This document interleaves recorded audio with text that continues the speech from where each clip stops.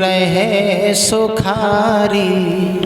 जाओ ससुराल के लिए जाओ और सास ससुर की सेवा करना। कंस ने सोचा मैं ही अपने रथ से क्यों ना छोड़ दूं। हाँ, मैं ही अपने रथ से क्यों ना छोड़ दूं। नतीजा यह हुआ परीक्षित जी आज देवकी को विदा कर रहा है कंस। हुआ ये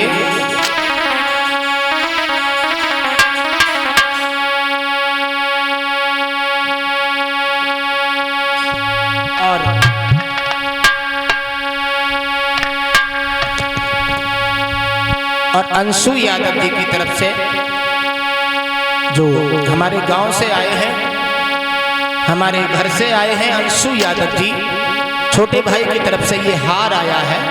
मास्टर साहब के सपुत्र हैं। 20-20 रुपया सभी कलाकारों को भगवान सुख और शांति प्रदान करते रहे। रथ में देवकी जा रही है,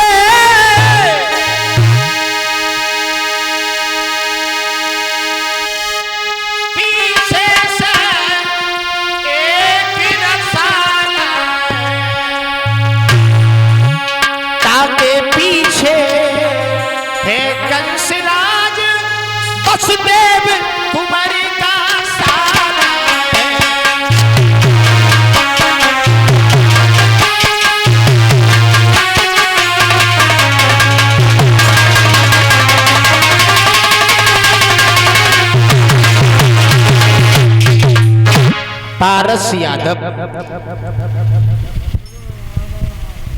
पारस यादव जी पूर्व क्षेत्र पंचायत सदस्य जी की तरफ से हार आया है और 201 पत्र मुद्राएं आई हैं। भगवान से कामना करेंगे भगवान सुख और शांति प्रदान करते रहे, समाज का सम्मान। ओ कंसी कंसी मती भूली जरा, ओ ये भूली भूली कुमिलाएगा तेरी बहन के आठवां गर्भ तुझको ही धूल मिलाएगा।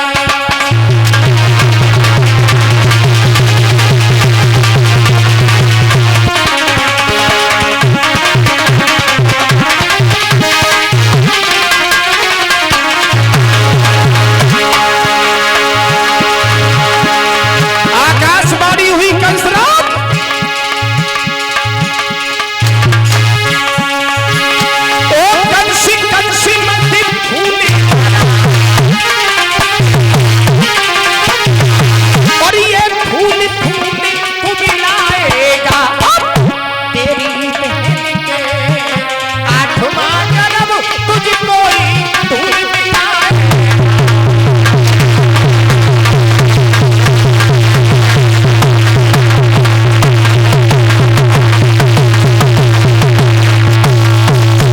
कन्हैया यादव इसी ग्राम एलवारा से 101 रुपया भगवान के श्री चरणों में अर्पित कर रहे हैं। हमारा सम्मान करते हैं, भगवान सुख और शांति प्रदान करते रहे। आकाशवाणी हुई कंसराज तू जिस बहन की खुशी में इतना उल्लासित हो रहा है उन्हीं देवकी के गर्भ से 8वां बालक तेरा काल है, काल है, काल।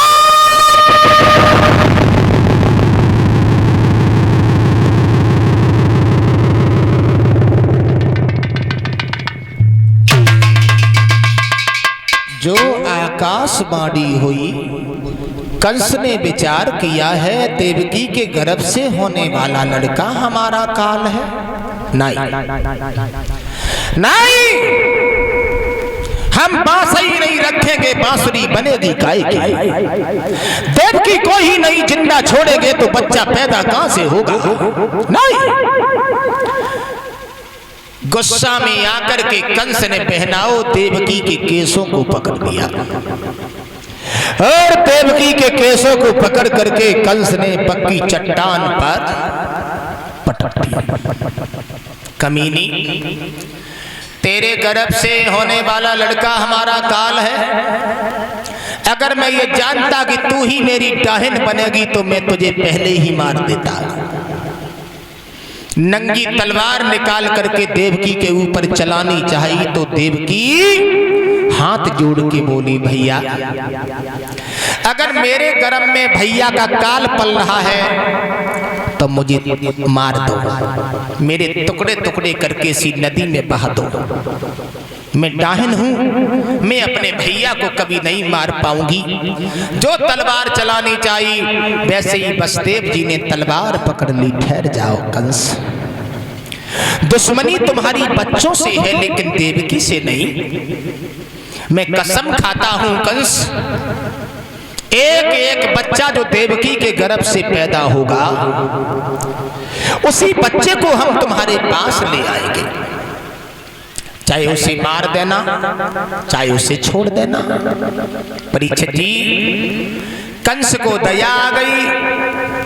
वाह भाई वाह, जल्लादों को आदेश दिया, जल्लादों देवकी और वसुदेव को मथुरा के कारागृह में डाल दो। लड़का पैदा हो मेरे पास ले आना वसुदेव, तुम मेरे बहनोई हो इसीलिए हम तुम्हें छोड़ रहे हैं लेकिन बटेश्वर में नहीं जाने देंगे। नतीजा ये हुआ वसुदेव और देवकी में माताओं प्रेम बढ़ता चला गया। धीरे धीरे धीरे धीरे देवकी और वसुदेव में इतना प्रेम बढ़ा कि देवकी के गर्भ से एक पुत्र पैदा हुआ। वसुदेव जी ने पुत्र को लिया, ले करके चले तो मैया रोती की रोती रह गई।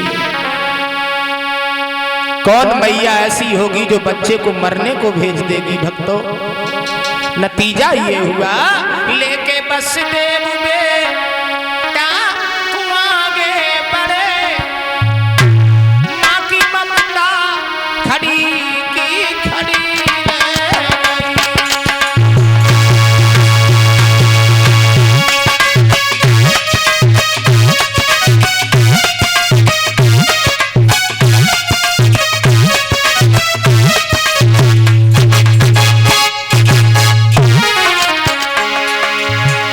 वसुदेव जी बच्चा को लेके आगे चले, माँ की ममता रोती की रोती रह गई। बहनाओ आज मेरा बच्चा मार दिया जाएगा।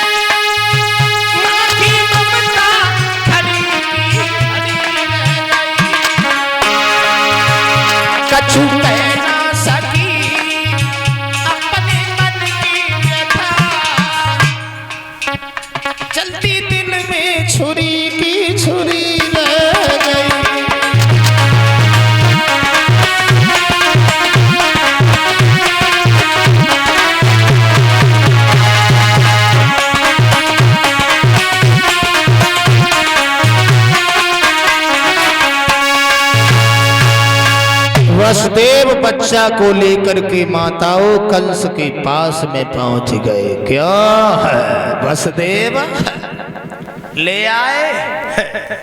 ले आए? कोई बात नहीं। ये पहला लड़का है क्यों? हाँ महाराज ये पहला लड़का है। कोई बात नहीं, यही लिटा दो। लिटा दिया गया। कंस ने नंगी तलवार निकाली, बच्चे को मारना चाहा, दया आ गई। वसुदेव कहिए महाराज ये तो पहला लड़का है। बोले हाँ। तो ऐसे नहीं मारेंगे, आठवां हो, हमारी दुश्मनी तो आठवें से है, ले जाओ। वापस कर दिया। वसुदेव जी बड़े प्रसन्न हुए, हमारा बच्चा छोड़ दिया। वाह भाई वाह, नारद ने बीड़ा उठाया, नारद भाग पड़े। दया कंस के हृदय में दया। वाह भाई वाह, ऐसे ही दया आती रही तो भगवान को आने में बहुत वक्त लग जाएगा। नारद पहुंच गए। कंसराज मौत आ गई तो कंस गद्दी से कूद पड़ा, बोले बाबा किधर से आ गई? अरे किधर से, पहला बच्चा आठवां पहला हो सकता है, तूने बच्चा को छोड़ दिया। कंस बोले मैं समझ नहीं पाया। नारद बोले समझोगे कैसे, बोले हो ना। नारद तो चले गए, कंस पीछे ही भागता हुआ चला गया। देवकी के गोद में बच्चा परीक्षित जी पहुंचा पाया वसुदेव ने, तब तक कंस पहुंच गया। पैर पकड़े और पैर पकड़ करके पक्की चट्टान में पट पट पट पट पट मांस का लोथड़ा माताओं इधर उधर बिखर गया। देवकी रोती की रोती रह गई। ये क्या हुआ भगवान? प्रथम बच्चा था वो भी मार दिया। वसुदेव ने समझाया देवकी अगर वृक्ष खड़ा रहेगा तो फल तो दोबारा भी आ जाएंगे, वो वृक्ष ही अगर इसने कहीं काट दिया तो फल आने वाले नहीं हैं। थोड़ा धैर्य बनाओ, धैर्य धारण करो। परीक्षित जी देवकी के गर्भ से 6 लड़का पैदा हुए और 6 लड़का उस पापी कंस ने देवकी की आंखों के सामने पटक पटक करके मार दिए। 7वां गर्भ खंडित हो गया, रोहिणी के गर्भ में पहुंचाया गया जहां पर बलराम जी पहुंचे हैं। 8वें गर्भ की बारी आई, एक एक पहरेदार की जगह पर 10 पहरेदार खड़े कर दिए। देवकी और वसुदेव के हाथ और पैर में हथकड़ी बेड़ियां डाल दी गई। नतीजा ये हुआ, कंस बोला ए जवानों खड़े हो जाओ, सब लोग अपने अपने हथियार उठाओ, हमारा काल पैदा हो वही मार देना, मेरे पास लेके नहीं आना, क्योंकि हमें मरने से बहुत डर लगता है। वाह भाई वाह। नतीजा ये हुआ परीक्षित जी, कवियों की कल्पना तो ये है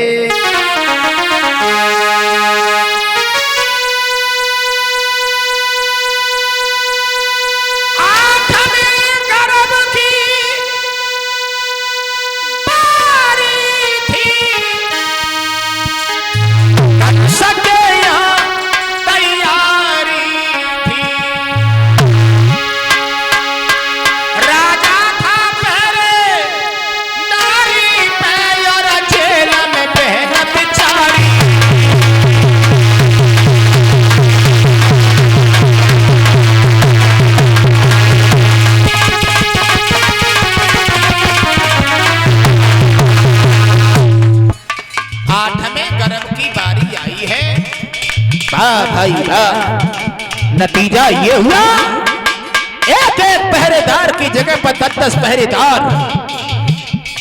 जवानों किसी भी तरीके से लड़का पैदा हो बच ना पाए, मेरे पास नहीं आना, क्योंकि हमें मरने से बहुत डर लगता है। ओ, मेरी बात सुनो ना।